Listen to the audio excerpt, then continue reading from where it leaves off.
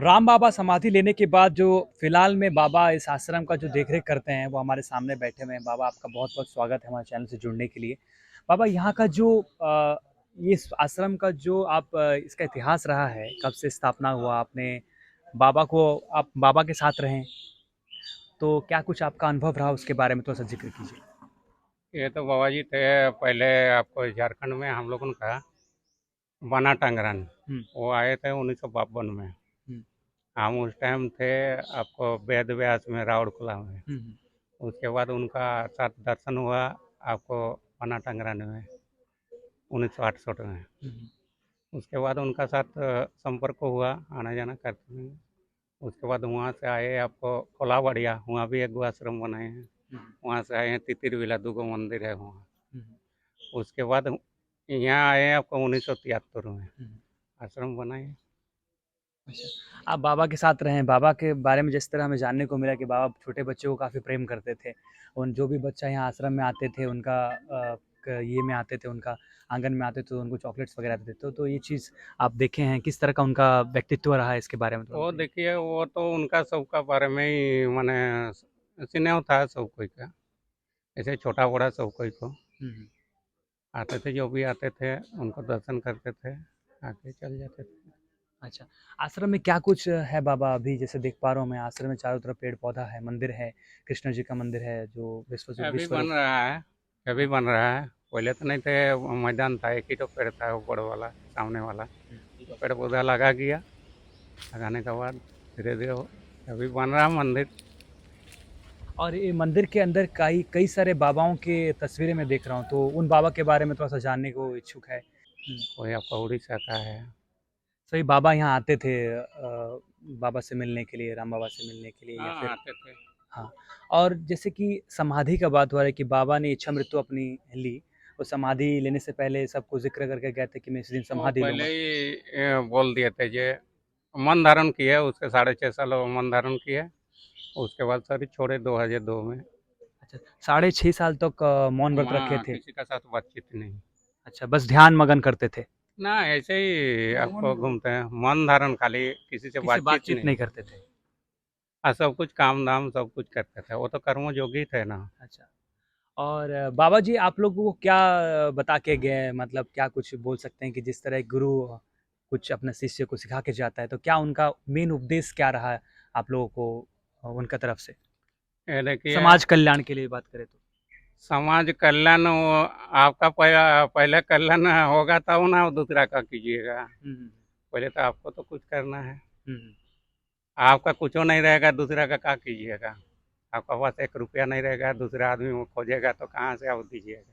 तो पहले अपना कल्याण करो, उसके तो बाद बाबा दूसरे। कर्म पर फ़ोकस करते थे, जिस तरह बहुत सारे बाबाएँ हैं हमें कर्म से और पैसे से, धन से दूर करते हैं, तो बाबा ऐसा नहीं थे, बाबा कर्म को भी एक तरह से ये बोलते थे तो कम देख, करना जीवन में ज़रूरी है।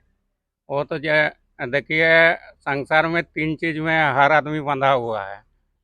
जैसे दौड़ी चौड़ी पेट, ये 3 लेके संसार में लेट पेट, कहाँ मिलेगा भगवान का भेंट। हुँ, तो इसीलिए वो पैसा नहीं होना चाहिए। जैसे राम बाबा थे, पैसा कभी नहीं छुए थे, अच्छा। पैसा नहीं छुए थे। और उनका साथ एक सहयोगी थे आपका हनुमान बाबा जी। हुँ। वो सिर्फ बड़ पत्ता खाते थे और गुड़ खाते थे, दाल भात रोटी का कोई जरूरत नहीं। मतलब जिस तरह मतलब बाकी जीव-जंतु खाते हैं, पेड़-पौधा, पत्ता उसी तरह हाँ, ये अनाज तो आपको पत्ता खाइए चाहे कुछ खाइए, थोड़ा बहुत तो पेट के लिए चाहिए। पेट को तो टांग के हाँ, कुछ नहीं कर नहीं सकते हैं। वो तो चाहिए लेकिन जिस तरह हमारा पाचन तंत्र है, हमें पेड़-पौधा, पत्ता जैसे कच्चा खाए या फिर इसके साथ खाए तो हमें शायद ही हम उसको डाइजेस्ट कर पाएँगे। हाँ, तो ये अनूठा बात है कि बाबा पेड़-पौधा, पत्ता से खा के जीवित रहते थे। हाँ, आप भी रह सकते हैं। कुछ दिन थोड़ा तकलीफ लगेगा, अच्छा। वो भी आप भी कर सकते हैं। जैसे पहले एक वो बच्चा पहले दूध पी के ही रहता है, वही उसका पानी है, वही उसका भात है, वही उसका दाल है। बिल्कुल, बिल्कुल। वही सब कुछ है। जब हम लोग दूसरा चीज में आपका निर्भर हुआ, इसीलिए हम लोग उनका हर चीज जरूरत होता है, मीठा खट्टा सब कुछ। हाँ। नहीं उस टाइम तो उसको कुछ नहीं जरूरत था, हम ही लोग खिलाए या ये खाइए बाबू, भात है रोटी है, उसको नाम दे दे के। नहीं तो थोड़ी वैसे जरूरत था एक ही चीज में। मतलब इंसान जो हम लोग पैसे के पीछे, धन के पीछे, दौलत के पीछे भाग रहे हैं, कई तरह से खाना पकवान कहते हैं कि ज़रूरी है शरीर के लिए, लेकिन ऐसा कुछ भी नहीं है। मतलब इंसान जीना चाहे कुछ तो भी सिर्फ जीना दूध से। चाहे तो पेट के लिए थोड़ा अनाज जरूरत है, चाहे पानी पी के रहिए, चाहे पत्ता खा के रहिए। हर जीव आपको कुछ नहीं कुछ आधार लेके आपको तो चलना ही है। आप पैसा क्या है, पैसा एक गो आदान प्रदान का लिए।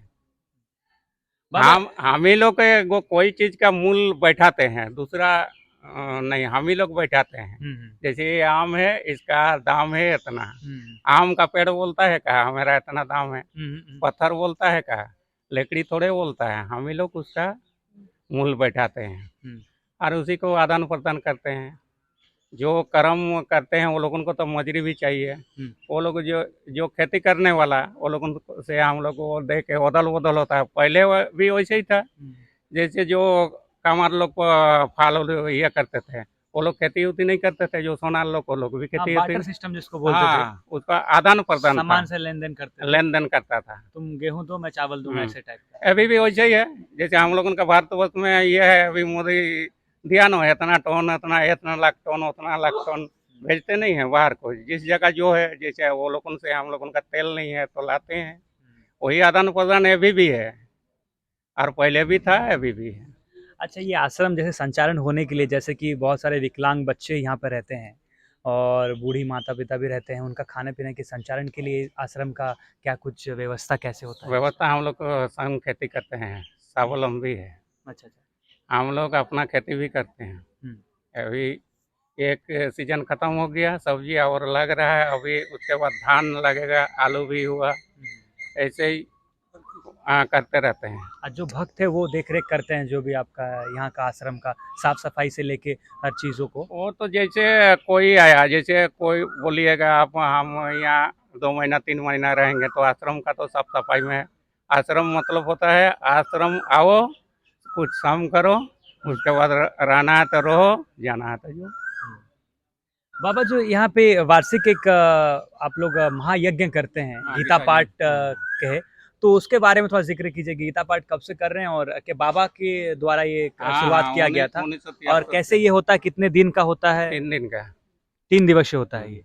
और कैसे ये पूजा पाठ का मतलब क्या कुछ विधि, किस तरह आश्रम होता है, किस तरह कितने लोग जैसे पहुँचते हैं बाहर, कैसे कैसे लोग आते हैं? बाहर में हर दिन मोटा मोटी जो भी है, उसमें 3 दिन में मोटा मोटी 60-65 कुंटल चावल का खपत होता है।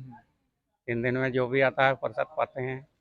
आप बाहर से पंडित लोग आता है, बाहर आश्रम से भी आप लोग का जो आश्रम जो महाराष्ट्र में है, जो हमें जानने को मिला उड़ीसा में है, तो उधर से भी बाबा लोग पहुँचते हैं इस पूजा पाठ में। आते हैं। तो धन्यवाद बाबा, काफ़ी सारी जानकारी आपने दी। हमें लगता है कि काफ़ी सारे सवाल हमने कवर कर लिया, जो आश्रम के बारे में बहुत सारी जानकारियाँ ले ली। आपको बहुत बहुत धन्यवाद बाबा। इसी तरह हमारे जन कल्याण के लिए आप लगे रहिए और लोगों को आशीर्वाद प्रदान करते रहिए। और बस ऐसे ही बड़े सुकून लगा आपका आश्रम में आके, बहुत शांति, एक तरह से जो जीवन अस्त व्यस्त जीवन है, उस अस्त व्यस्त जीवन से एक शांति, एक अलग सा जीवन, एक आयाम है यहाँ पे, तो उसको बरकरार रखने के लिए आपका बहुत बहुत धन्यवाद।